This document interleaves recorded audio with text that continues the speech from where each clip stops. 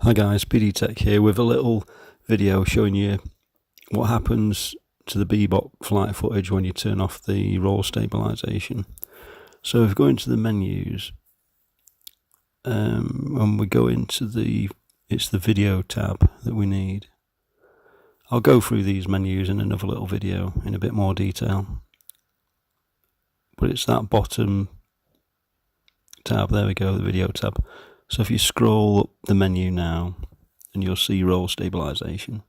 It's on yes now, so if you put that to no, what that does in the flight footage, instead of the horizon being level and fixed, it's now going to tilt. So as the Bebop banks around, the horizon is going to tilt. So we'll have a look at some of the flight footage, and you can see the effect. Hello. Oh, you want to go that way? Oh, you're brilliant, you are.